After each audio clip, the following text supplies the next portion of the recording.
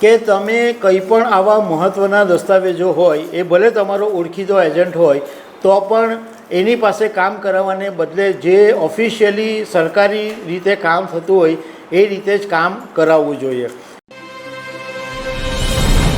પંજાબના પતિયાલાથી એક ચોંકાવનારો કિસ્સો સામે આવ્યો છે અને બહુ આંખ ખોલનારો છે કે જો તમે તમારા વિઝાના અગત્યના કાગળો કોઈ એજન્ટને આપી દેશો તો ભીરવાઈ જશો અને એને બદલે જે સરકારી પ્રક્રિયા છે એ મુજબ જ તમારે કરવું જોઈએ.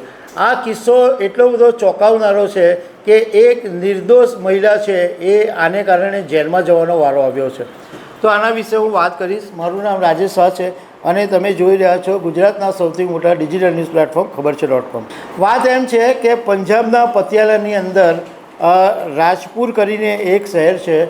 આ શહેરમાં રહેતા ભિંદરસિંહના પત્ની યુકેની અંદર વર્ક પરમિટ પર રહે છે અને એમણે 2022માં પોતાના પતિ કે જે પંજાબમાં રહે છે અને દીકરો અને પતિ બંને પંજાબમાં રહે છે એમને યુકે બોલાવવા માટે દસ્તાવેજો મોકલ્યા હતા, પરંતુ આ દસ્તાવેજોને કારણે મહિલા મુશ્કેલીમાં આવી.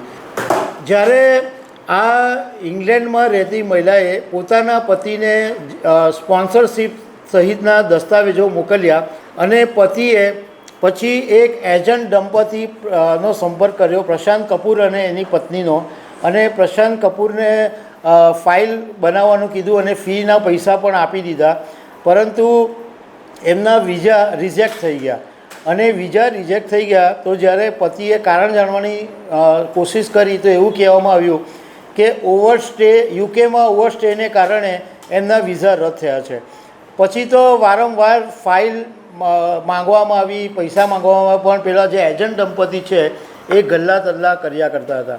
આ દરમિયાન 2023ની અંદર યુકેના ઇમિગ્રેશન ડિપાર્ટમેન્ટે આ યુકેમાં રહેતી મહિલાની ધરપકડ કરી દીધી અને જ્યારે ધરપકડ કરી ત્યારે ખબર પડી કે આ પંજાબના પતિયાલાનું જે એજન્ટ દંપતી હતું એણે આ મહિલાના દસ્તાવેજોને આધારે નકલી દસ્તાવેજો તૈયાર કરીને 14 જેટલા યુવકોને મહિલાના પતિ બનાવીને વિદેશ મોકલી દીધા, એટલે યુકે મોકલી દીધા.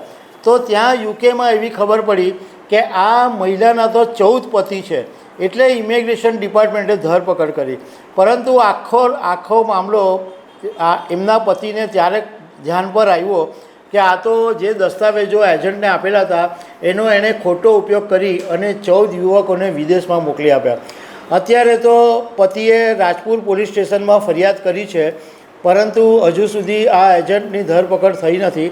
આમાં મોરલ ઓફ ધ સ્ટોરી એ છે કે તમે કંઈ પણ આવા મહત્ત્વના દસ્તાવેજો હોય, એ ભલે તમારો ઓળખીતો એજન્ટ હોય તો પણ એની પાસે કામ કરાવવાને બદલે જે ઓફિશિયલી સરકારી રીતે કામ થતું હોય એ રીતે જ કામ કરાવવું જોઈએ, અથવા તમારે પોતે આની અંદર બહુ જ એલર્ટ રહીને કામ કરાવવું જોઈએ.